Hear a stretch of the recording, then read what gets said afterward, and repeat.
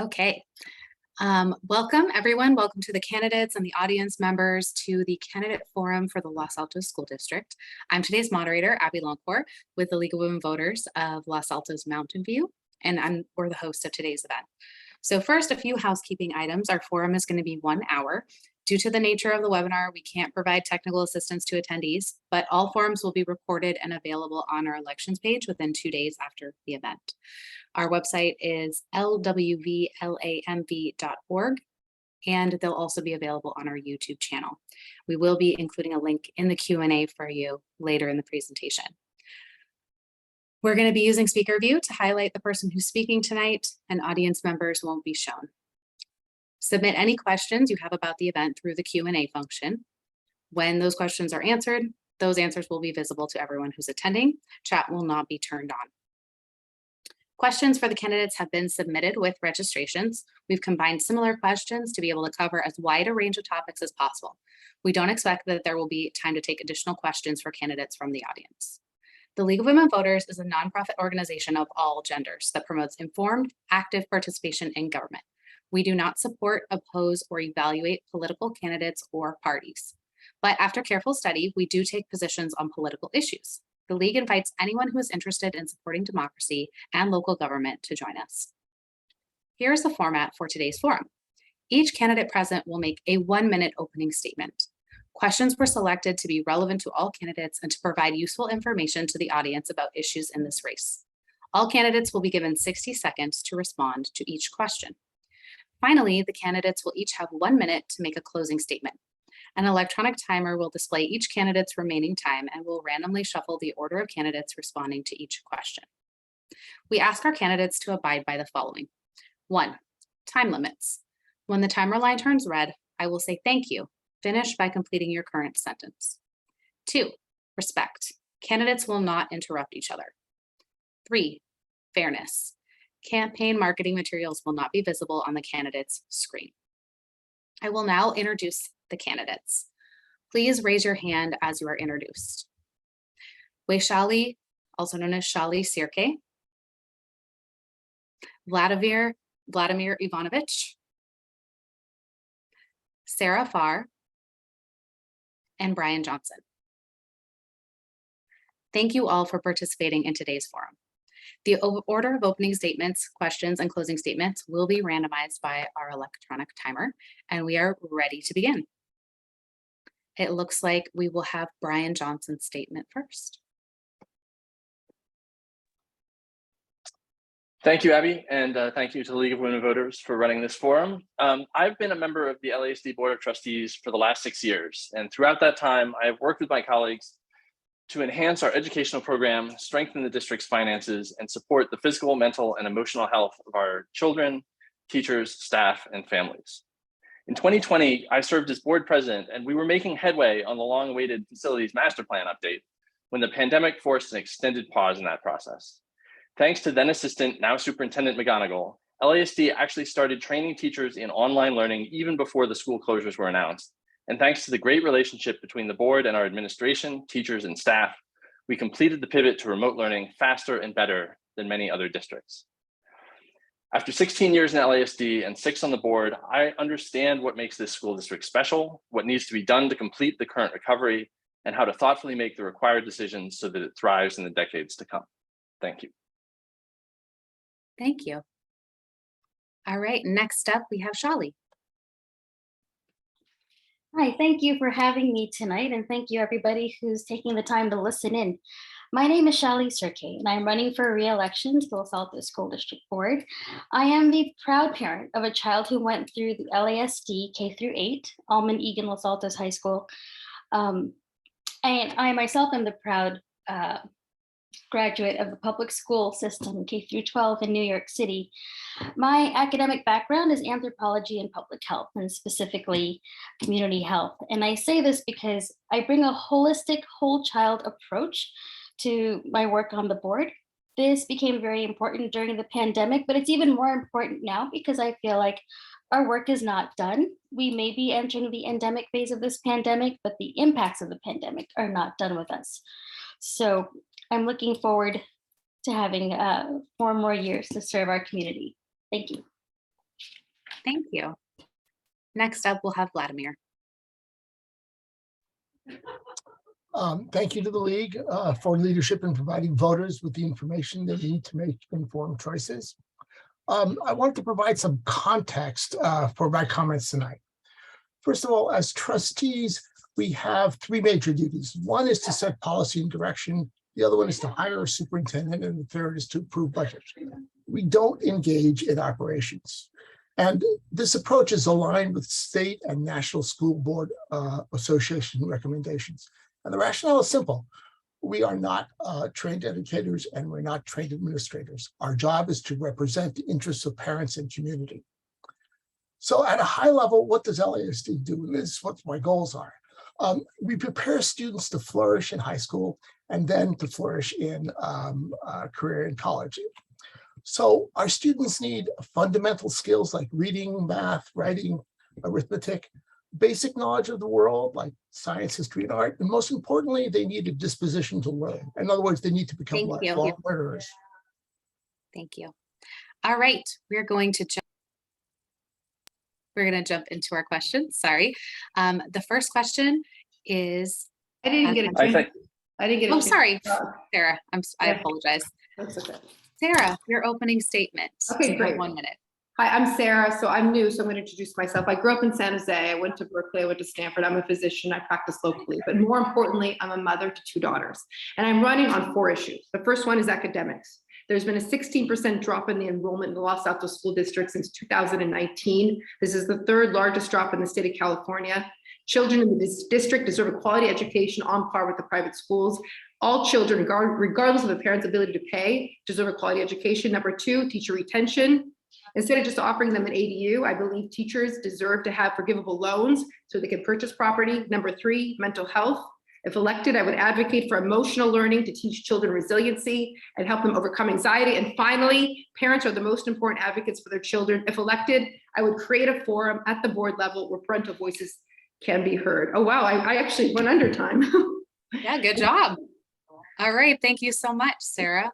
We are now going to move into our questions. The first question is, the current school board has discussed moving from a junior high model to a middle school model. In your opinion, what are the pros and cons of making that change? And Vladimir, we'll go to you first for this question. Okay, junior high model versus middle school model. There's been a lot of discussion of this over the years, lots and lots and lots of discussion. And one of the things that Sarah McGonigal said at one point was that most of the districts that change do it not for academic reasons. And if you look at our district right now, we have an excellent school. It's one of the best in California. So clearly our junior high model is not holding us back. So the question is, do other factors play into the move? And right now we have crowding on our Eagan campus and our block campuses, so that needs to be taken into account. But the learning reasons are pretty well balanced between the two. All right, thank you. And next we have Shali. Thank you. So yeah, our junior high model is not holding us back, as Vladimir said, and this has been something that we've discussed quite a lot. I am in favor of moving to the middle school model, which would move our 6th graders onto our campuses with our 7th and 8th graders. They'll be able, 6th graders will be taught by teachers with single subject accreditation as opposed to general ed teachers. That's one difference. With the critical mass, we can offer more classes in different subjects.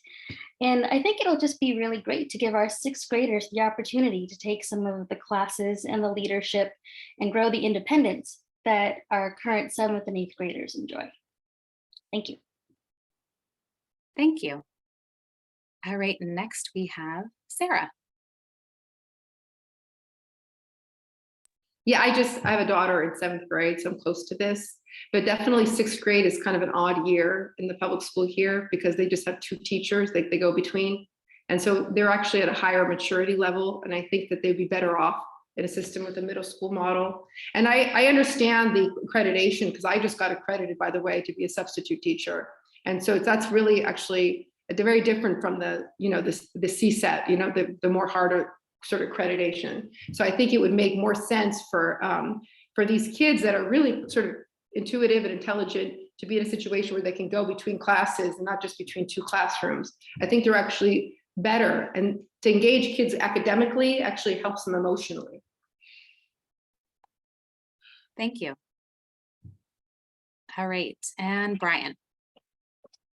Yeah, so the enrollment decline in our district is actually not coming because families are leaving on net. It's actually because we have about 100 to 150 fewer kindergartners entering than we have 8th graders graduating. And as that trend continues, our junior highs are going to continue to get smaller. Our 6th graders are going to continue to get smaller. And as some of the others here have alluded to, the more junior high kids you have, the more specialized teachers you have, the more you can offer specialized programs. And so I think it's actually going to be imperative in 4 or 5 or 6 years for our 6th graders to be on our junior high campuses, because otherwise we're going to be stuck with very small 6th grades, which can cause all kinds of social and emotional problems as well at that age with teenage drama. So I think it's going to be a necessary step. Okay, thank you. The next question says, there is an increased awareness of childhood mental health issues. Some of you have already referenced this. What is the district doing to address this problem? What additional programs or services would be beneficial? And we're going to start with Shali. Thank you. Well, you know, I think I alluded to this in my opening statement, where the mental health impacts of the pandemic are really only going to be seen now and over the next many years, you know. And what I would like to see with our kids is, you know, of course, we should always keep an eye on academic achievement, but if a child is not achieving, I want us to dig deeper into the why. It may not be an academic issue. It could be a mental health issue. It could be an issue where they're in an unstable home environment. So I want us to be able to dig deeper into what's going on with our kids, maybe a little deeper than we have before. I'm also really pleased that our teachers are trained in trauma-informed practices for their teaching.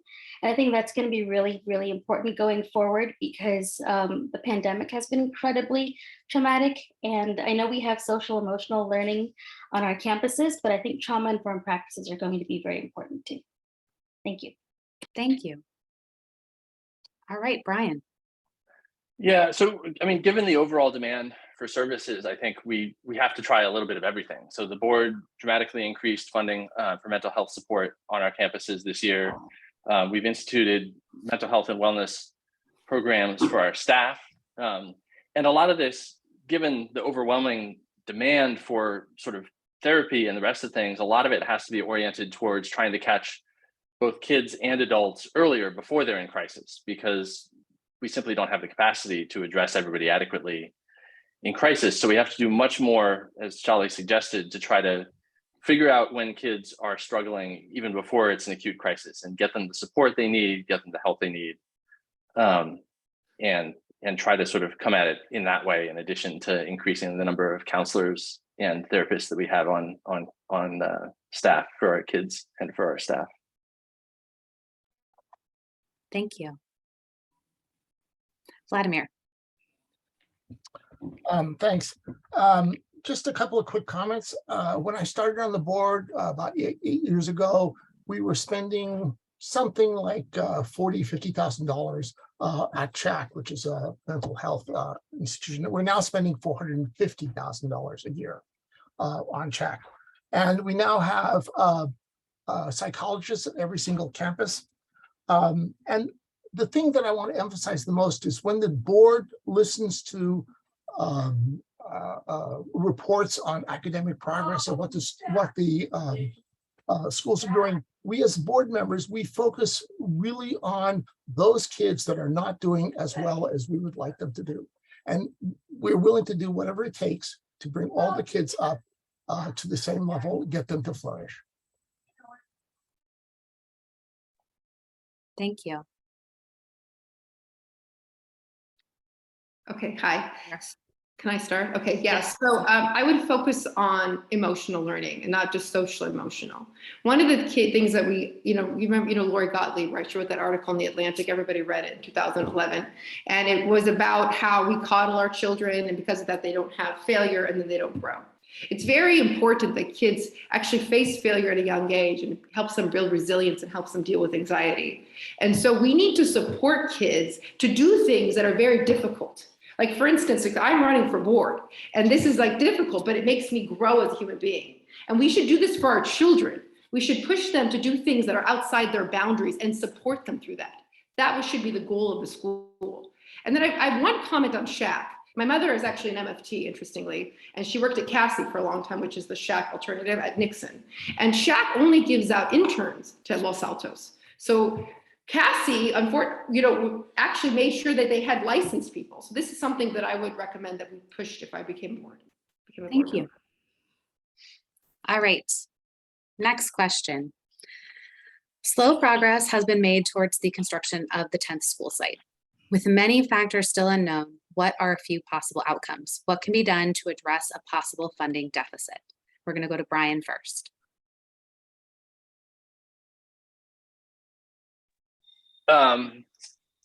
Those are discussions that we are actually just in the process of picking back up on the board. We obviously, as I mentioned, we're halfway through that process back in 2020, but a number of things have changed. Enrollment has declined over the last few years. The financial picture has sort of wobbled all over the place.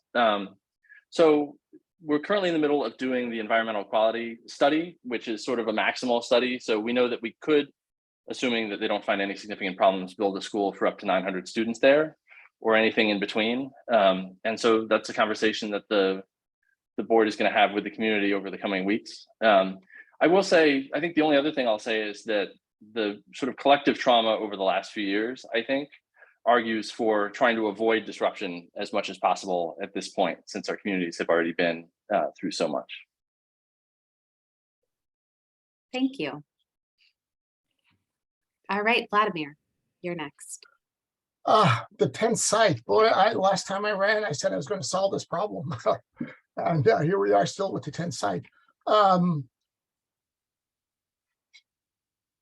I agree with Brian that what we looked at and where we're going in 2 years ago is a different direction that we want to go now, because amongst other things, as Brian said, was enrollment has dropped enormously. By the way, it has not dropped 60%, because we were at 5,000 before, and 60% of 5,000 was 3,000, and we'd be at 2,000. We're not.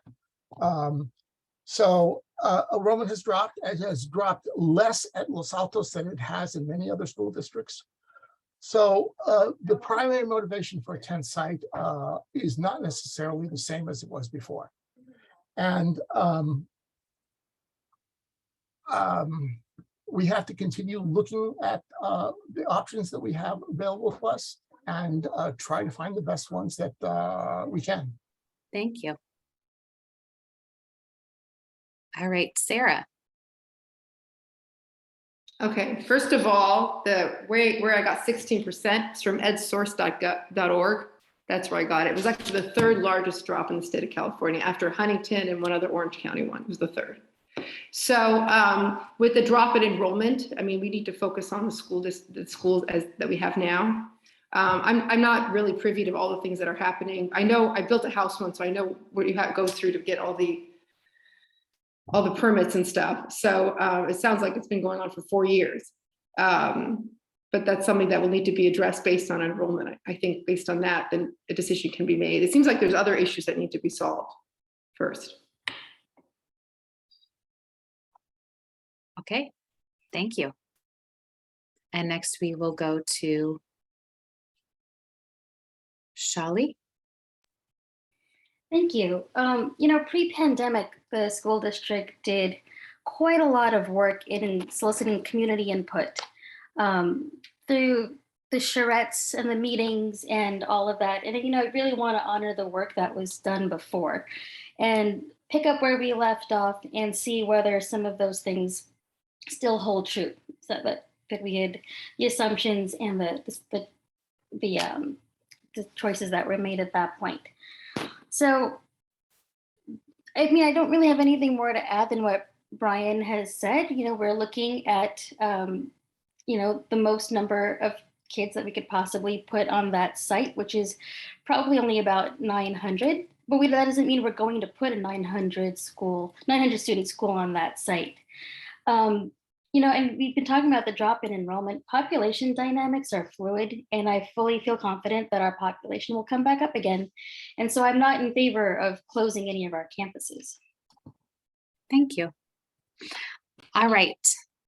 So for the next question is, the Santa Clara County Board of Education has issued a notice of concern to Bullis Charter School, which puts their charter renewal at risk.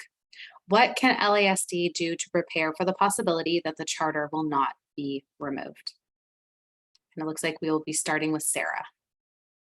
Is the question the charter will be removed? Is that what you said? Yeah. What can LASD do to prepare for the possibility that the charter will not be renewed? Oh, will not be renewed. So they'll have to take those children in and assume them. Is that what you're saying? I guess so. Yeah, well, I think some of those kids are going to join the public school, but some of them might go to private school. I know actually some people joined the charter school and they actually left the public school to join the charter school. Some of them are happy and some of them aren't. I actually talked to a lot of people during this campaign. So some may come back, and at that point then we'll have to expand. But right now there seems to be a lot of openings because I know some of the schools are down to one classroom per grade. So it seems like there would be ability to expand within some of the elementary schools that are already there. Okay, thank you. All right, we are going to go to Brian next. Same question. Yeah, I think so. BCS's charter is up for renewal in basically 2 years. 2 years from about now is when the process will happen. And I think between that and the fact that most of our campuses are running at lower enrollments than they were a few years ago, I'm not sure that there's much that we do need to do in the short term to prepare for that eventuality. Okay, thank you. Next, we have Vladimir. It's an interesting question. What are we going to do if BCS closes? Well, we do have the capacity to handle the students. What we would need to do, of course, is hire more teachers, because that's the one thing that we don't have adequate amounts for the extra teachers, extra kids that would be coming in. But other than that, I think we're sort of okay. There are 1,100 kids at BCS, and that's almost exactly the same number of kids that we have lost since our peak 5 or so years ago. So I think we're okay. Okay, thank you. And Shali, same question. I don't have much more to add than what my board colleagues have mentioned. We definitely have room on our campuses to absorb however many number of kids come. We definitely need to hire teachers to teach the additional classes. And the only other thing that I can think of is that we'd probably have to upgrade some of our facilities because, as you all probably know, kindergartners there's different rules and regulations for the kind of facilities they can be in versus, say, 6th graders. I don't know, maybe that we would probably, continue our discussion about moving to the middle school model. We'll have to see what makes sense at that point. Thank you. Okay, thank you. All right, the next question is, what are your priorities for upgrades and repairs to existing school facilities? Can the Green Schoolyard movement be included in those priorities? And that first answer goes to Shali. Okay. Priorities for upgrading our current facilities. Yeah, definitely. I would like to see some of our campuses refurbish their libraries. There's lighting issues here and there. I mean, there's little things like that definitely need to be upgraded. I am really proud that we were able to upgrade some of our HVAC systems, because of the pandemic and of course the wildfires. So what was the question about the Green Schoolyard movement? Yes, could the Green Schoolyard movement be included in those priorities? I mean, I don't see why not. I'm speaking to a friend, a colleague at the Greentown Los Altos. to see how we can, kind of incorporate a climate action plan for our school district in partnership with our local nonprofit like Greentown, with the police department, just building this kind of broad-based coalition to see how we can fold all of that into a comprehensive climate action plan. Thank you. All right, next we have Sarah. Okay, hi. Yeah, I mean, I actually wrote that originally, that I thought some of the campuses should be refurbished, considering sort of, this area. Some of the schools look a little shabby, but overall, I agree with what Shali said, that we should refurbish some of the, expand some of the areas like the gym, sort of common areas, and make them more useful for a sort of multitask room. And then, of course, green initiatives are very important. It seems like the schools have taken in that sort of climate change, and they've also educated children in related to that as well. So to include the green initiative as well would be useful. Great, thank you. And Vladimir. Priorities for upgrades. We still have not done our phase 2 modernization that started before that I joined the board. So that's 2014. So we still need to do that. And the big question is money. Where are we going to get the money to do that? We have some old estimates for how much money it would take to refurbish campuses, but we don't have any updated information. And my feeling is that it's going to cost several $100 million to do all our campuses.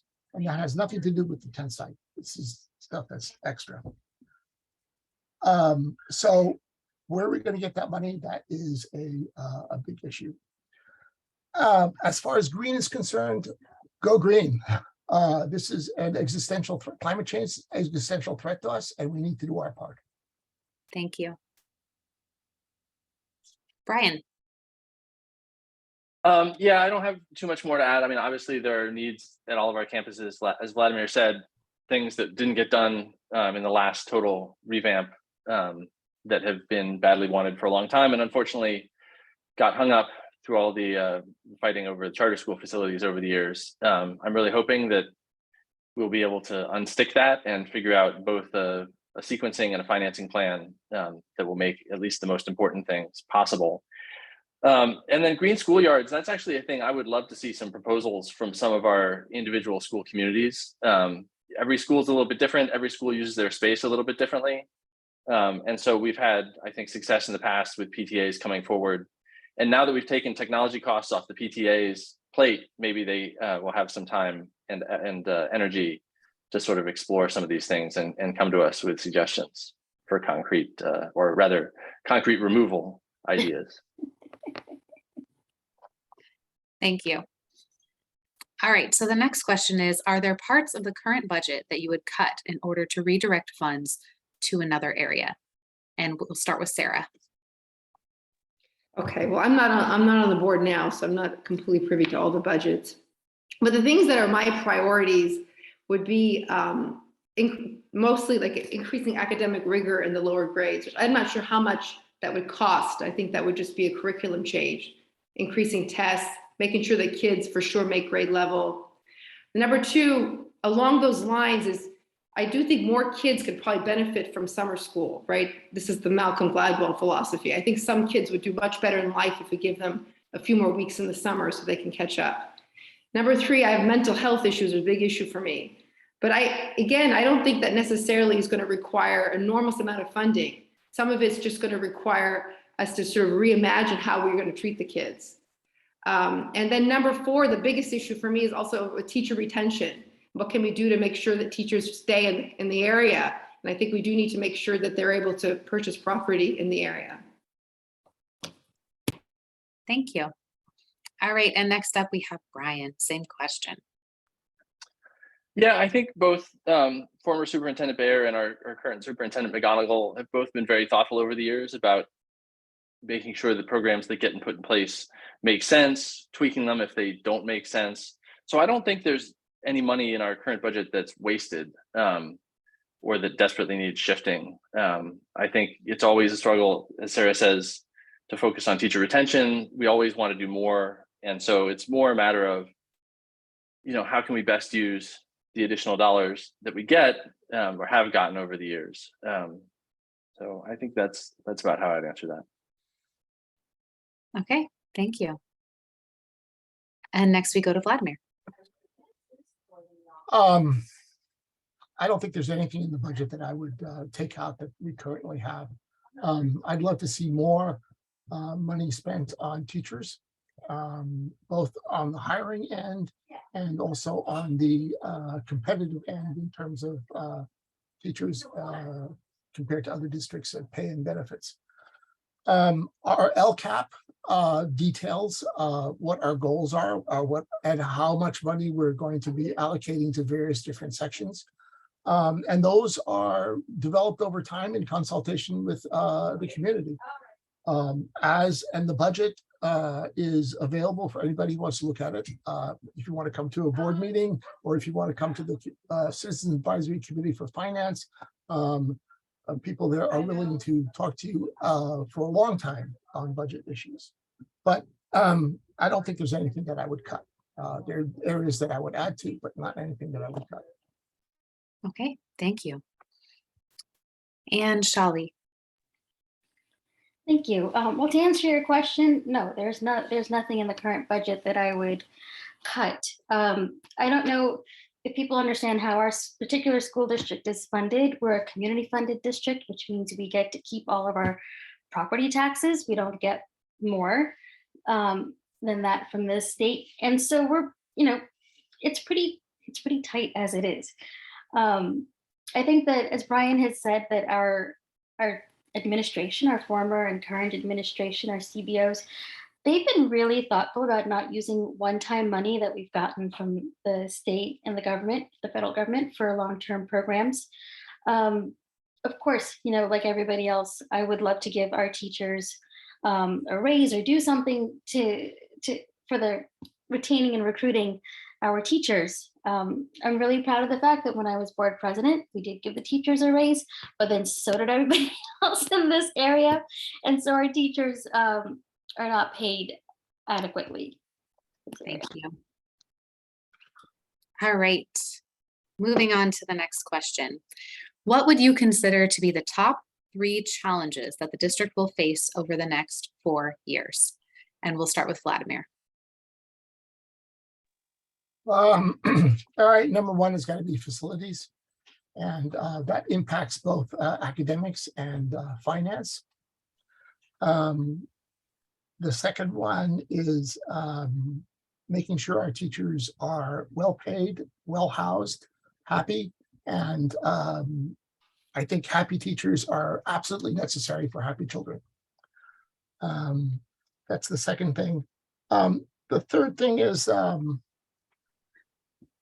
we have to do something about BCS, and that has to be resolved in some way, and it has to be resolved in a way that is sensible, that doesn't cost us an arm and a leg, and that the community will accept.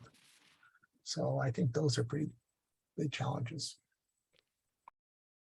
Thank you. Shali, same question. Thank you. And I know we've spent some time talking about mental health, but I think that's going to be a pretty big challenge coming up. I think that we have not seen what all the mental health impacts are going to be on our children.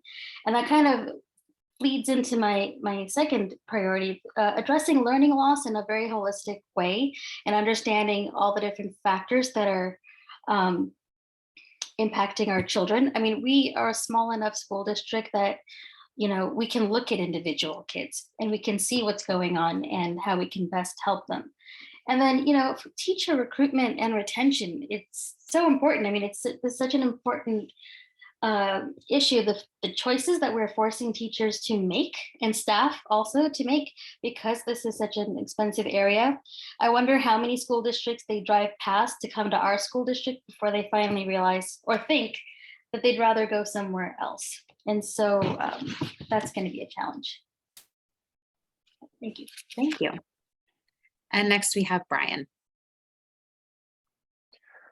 Yeah, I think I'm going to have a very similar list. I agree that mental health, both our kids' mental health, our teachers and staff, and our families are all going to be sort of an ongoing dynamic over the next few years. I think teacher retention is going to be very important. Salaries are going up all over the place, including places that are cheaper to live, where our teachers are commuting from now. And so that's going to be an ongoing issue, and housing in the slightly longer term, trying to solve that problem. And then facilities funding is also going to be an issue. As we've alluded to, it's been a long time since we've invested significantly in our current campuses, and the cost of doing that only keeps going up. So we have to figure out a plan, and we have to figure out how to fund it. Thank you. And Sarah. It's funny, as they were talking, before they started talking, I wrote down my 3, and they were pretty much what everyone said. Teacher retention. This is a problem right in Silicon Valley. I grew up here, but it's been a victim of its success, right? Most regular people can't afford to live here anymore. I mean, I'm a doctor, so is my husband. We lived with my parents for 2 years because we couldn't afford a home. Think of how the teachers live. I mean, it's not fair. So we have to come up with something creative to get the teachers to stay, because we need the best teachers, right? My kids had fantastic teachers. I have to say that in the district. And then the kids' emotional needs need to be addressed. And then something they don't want to talk about, but enrollment, because I do know people who've left the district. And the number one reason why they left is academics in the lower grades. It's number one. So we do need to address that. We really need to make sure kids are being as good as the private schools. I mean, it's the truth, because the people here have money. They'll just go there. We need to make sure that they get a good quality academic education here. Thank you. Since this has come up a lot in your guys' answers, the next question, it's a nice segue into our next question, which is the Los Altos School District has had a teacher turnover rate of 10 to 25% in recent years. What is or should the school board be doing to offset the loss of good teachers? And we will start with Vladimir. As Brian commented, districts around us have been giving teachers raises. And the way we have been dealing with it in the past has been to raise our teacher benefits to be sort of in the middle of the pack, so that we don't we are competitive in some sense with other districts. Now, the reason why we have been able to keep as many teachers as we have is that our district is a really good place for teachers to come to. They like our attitude towards teaching. They like the professional development that they get. So I think that we're doing as much as we can, and that any other solution is going to cost a lot of money. Thank you. All right, next we have Shali. Thank you. Yeah, this is, again, back to the teacher retention and recruitment. I think we have to be more creative with the special benefits or perks that we can offer. I think we have to challenge ourselves to think a little bit more creatively about that. We do offer great professional development, but as Vladimir said, anything else that we try to offer may cost money. Like, I personally would love to see us do some sort of like student loan forgiveness program. I mean, the things that are making it hard for teachers to stay in the teaching profession. I mean, people enter the teaching profession not because it's a profession, but it's a calling, and I see that in our teachers, and I see how hard it is for them to make that tough decision to have to leave that. And Vladimir is right. We give our teachers a raise. Everybody around us gives their teachers a raise, and then our teachers kind of fall to sort of the bottom of the pack again. And so, thank you. Yeah, thanks. And next up, we have Sarah. Same question. Okay, so like I said, I just became a teacher. I was looking at jobs, and I got to tell you, the salary for teachers is lower in the Los Altos compared to like San Jose, and even I think Saratoga and Cupertino. But I have like creative, crazy ideas. This is a very wealthy area, right? Very wealthy. These people have ridiculous salaries in tech. And I had a friend recently who was at the Los Altos Art and Wine, made $150,000 in 2 days. right? Ridiculous amounts of money. I think we need to do something like that, some sort of fundraiser to get money together in a fund like LAEF or something like that, where we can give the teachers forgivable loans. I actually was offered a forgivable loan many years ago in Salinas when I first became a doctor. That's how they somehow recruit doctors in areas that they need them. We need to do something like that. Oh, my red light went on. And I know it's out of the wall, but I'm the newcomer. And I really think this is something that we need to do because teachers, you know, it's like kind of like being a doctor. I thought about being a teacher when I was in college because like Clinton was president. We all want to be teachers. But Thank you. Okay. And Brian, same question. Yeah, we're fortunate in LASD that we've got a very collaborative relationship with both our teachers union and our classified staff union. So I think we're obviously going to continue that and figure out what support they need, what issues there are, and try to head those things off. A lot of teachers get burned out because they feel like they're not being supported. They're not getting the help that they need to deal with the increased loads. So I think we've done a pretty good job throughout the pandemic, even before, in heading those kinds of issues off and then figuring out how to provide with the help of our great principals at each site, the support that teachers do need to keep from getting burned out and leaving. Beyond that, I think everybody else has covered the kinds of things we need to do. I would love to explore creative options. And I think we should look in the wake of recent legislation very hard at expanding our teacher housing ambitions. Thank you. All right, and our board president is going to ask the next question. Okay. Okay. Hi, everybody. You've really used your time very, very well. Here's my question to add. The district has many passionate stakeholders, including teachers and staff, students and parents. What can the board do to effectively communicate with them? How can it engage those resources in the district planning and decision-making process? Thanks. All right, we will start with Shali. Thank you. I think I kind of alluded to this in a response to an earlier question. My neck of the public health woods and community health, it's all about bringing different stakeholders to the same table to work collaboratively. I would like to see more partnerships with some of our local nonprofits, with our police department, with you know, other stakeholders in the community, in the sense that I've always believed the school district is a member of the community, and we want to be a good community member. We are not separate, you know, from anybody else. And I've always felt that, you know, our community, our teachers and family, and our school district, it's a three-legged stool. And that all has to, you know, that's all equally important, unless, you know, otherwise you'll fall off the stool. But that's what I would say. Like, I really want to reach out to our local community, all the different stakeholders in there, and see how we can work collaboratively. Thank you. Thank you. Brian. Yeah, I think one of the roles of a board member is to try to be as visible as possible, go out, you know, meet with other groups, especially when we have important things going on or on the horizon, so that we can tell the story of our district and sort of explain what makes us special, what we're planning to do, why we need their support or their help, or ask them to spread the word. Something I've tried to do in my tenure on the board, intend to get back to more now that we're sort of moving more into an in-person world again, and not just being on Zoom all the time. And I think, you know, we can always do a little bit better job of engaging people who have passions to think more creatively and help do things like Sarah alluded to, and, you know, do sort of dedicated fundraiser or other things. My timer, oh, there it goes.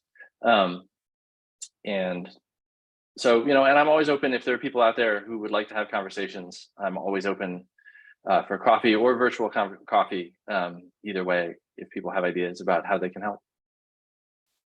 Great, thank you. And next we have Sarah. So I alluded to this at the beginning. I do think there should be a forum for reaching out to parents. I do think parents should have some connection to the board. I know somebody here mentioned that that's not the role, but I think parents are part of the community. They are their biggest advocates for the students. and they know their kids best. So I would actually propose some sort of forum where parental issues can be addressed. And they might have some creative ideas too. I mean, the people in this community are really wonderful. I mean, ever since I moved here, I've met some amazing people. My neighbors are really amazing.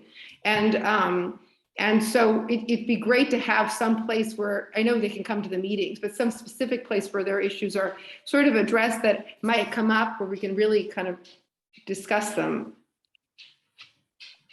Okay, thank you. Vladimir. So communication has been an issue in 12 out of the last 12 years that I've been involved with the district in some fashion or another. And the part of the problem is that if we devise new ways of communicating, people already have so much communication that it tends to get lost. I would love to see more parents engaged in district. Perhaps technology will help. Like, for instance, there was I just saw something about ranked choice voting on particular issues, as opposed to yes and no questions. There's a ranked choice that you might be able to have there. I used to go to PTA meetings a lot, and I sort of stopped doing that, in part because nobody ever asked me any questions. And maybe that's a personal failing, but I think it was more that maybe people didn't have that many non-local issues. Perhaps we need a standing item on a PTA meeting, which is the board update as well as the principal update. Thank you. Okay. So this is going to take us to our last question. And our last question is for you to ask and answer the question that you wish we had asked you during this forum. And first up is going to be Brian.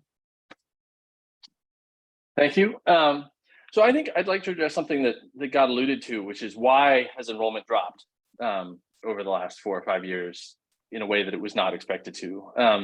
We all know families that have moved out, but if you look at the kids who were in kindergarten through 5th grade 3 years ago, who are now in 3rd through 8th, we're only down about 40 kids in that cohort. So on net, it's not the case that we're failing our kids. It's not the case that families are fleeing the district. It's just that we're not getting the kindergartners that we thought we would. I think there are a lot of young families who have moved out of the area for all of the cost reasons that we've been alluding to. And so the 3-year-olds that might have come to us in the course of time are now living in lower cost areas and lower cost states, in with the grandparents, things like that. We are getting a demographer report to sort of try to figure out what's coming in the future. But it's that dynamic, just the smaller kindergarten cohorts, that's behind 90% of the enrollment decline. Okay, thank you. And Shali. Thank you. So my question is, of all the boards you could serve on and all the public offices you could hold, why do you want to serve specifically on a public school board? And the way that I would answer that, because I believe in public education. I told you my daughter's the product of public education. I am the product of public education. I genuinely think that public education is a pillar of our democracy. It can be the great leveler of playing field. And, you know, I strongly believe in equity. And I want to just make a point that not everyone in our district is well off or can speak English. You know, so we need to be mindful that whatever we do, we need to make sure that we're reaching all students and all families, because we believe that all means all.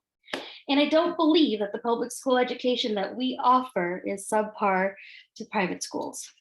So I love public education. I will always fight for public education. It is a passion of mine.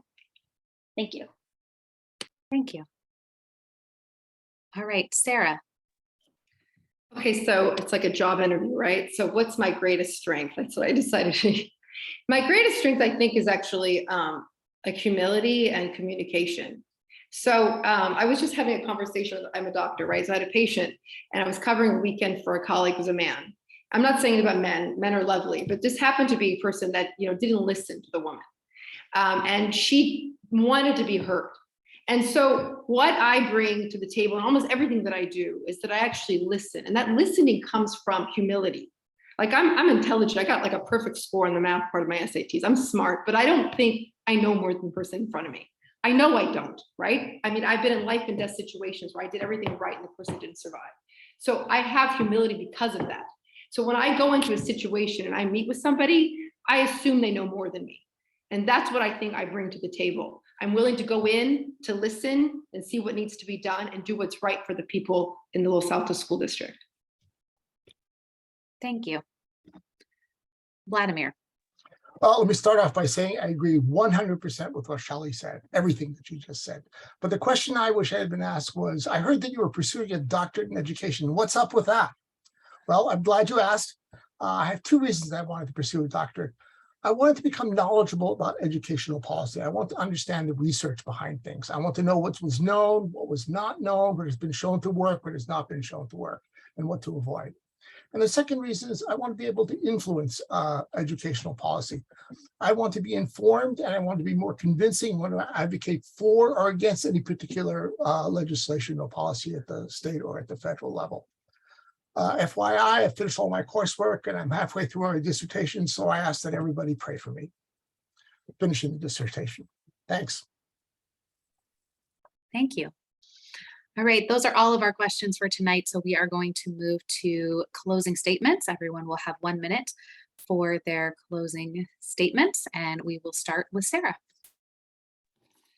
Okay, I wrote this because this is kind of personal, but when you walk into the local elementary school and you see signs and you hear about anti-bullying and inclusivity, but these are just platitudes written on the wall. There are people there that don't actually live these ideals. I never thought that I would run for school board. I'm not running because I have political ambition. I'm running because I believe in advocacy. I learned last year that sometimes parental concerns are not heard, even when it was about cruelty towards their child. And I'm running so that I can listen and be that voice for the children and for the families that do not have one. And I'm running so that no one goes through what we went through last year. Thank you. Vladimir. We've covered a lot of ground, and I'd like to thank the League for putting this on because it helps inform our community. Education is hugely important for individuals and for society. For individuals, education makes the difference between what kind of job you can have and what kind of job that you can't have. And for society, I think as Shelley mentioned it, I can't see how we can survive as a democracy unless our citizens can distinguish between truth and fiction and make and listen to reasoned arguments. And lastly, we're faced with some immense problems in this world: climate change, pandemics, war, pollution, mental illnesses, much more. And I want our children to be able to tackle these problems with knowledge and skill, because after all, they're the ones who are going to be living through the results of those problems. So I believe in public education, and I think Thank that you. You can finish your sentence. you didn't let me finish the sentence. You can finish your sentence. No, it's okay. I forgot what it was. Brian. As we've been alluding to, school board members really have a unique set of challenges. We've got to ensure that our district can serve every child that enrolls, regardless of their circumstances and their needs. We get new mandates from Sacramento almost every year about those services that we must provide to our students and families, and we must fulfill those mandates regardless of the funding, which fluctuates year to year and almost never comes with the mandate. So I think it's a testament to our board members' individual strengths and our ability to work together productively, not just amongst ourselves, but with the administration and our teachers and staff that has seen us through the pandemic with such a strong new administrative team and without the turmoil that has impacted so many other districts. So thank you, Abby. Thank you to the League, and thank you to everyone watching now and in the future for your support of LASD and hopefully for your vote. Thank you. And Shali. I want to thank the League for putting on this forum tonight. I know you've got quite the schedule of forums. And I want to thank everyone who took the time to listen tonight. You know, serving our community these past 4 years has truly been an honor and a privilege. And it's not something that I thought that I would ever do. And having done it, I can't imagine not finishing the job that I started. I'm running because I love this school district. You know, I feel The education that my daughter had in Almond and Egan K through 8 and throughout the district really prepared her well for high school. And she's a freshman in college now. And, I think it's prepared her well to take on those challenges too. I want to assure that, future families have access to the excellent education that LASD offers. And so, I've loved serving these past 4 years. I really sincerely hope to serve this community for another 4 years, and I respectfully and humbly ask for your vote. Okay, so that concludes our forum. I would like to thank all the candidates for participating, and thank you to all the volunteers who made this forum possible. The League of Women Voters believes that a democratic government depends upon the informed and active participation of its citizens, and we hope that the insights you have gained from this forum will help you in planning your vote. To look at a personalized ballot with information about your candidates and ballot initiatives, please visit the Voters Edge website at votersedge.org after you receive your ballot next week or this week. Voters Edge also provides information about major donors for candidates and initiatives. I would like to thank these 4 candidates for participating in Voters Edge as well. When this forum closes, our webpage will appear. Visit the webpage to see our election events and links to recordings of the election events that have already occurred. For the November 8th election, please vote early and deposit your signed ballot in a ballot drop box or mailbox as soon as possible. Thank you all for helping to make our democracy work.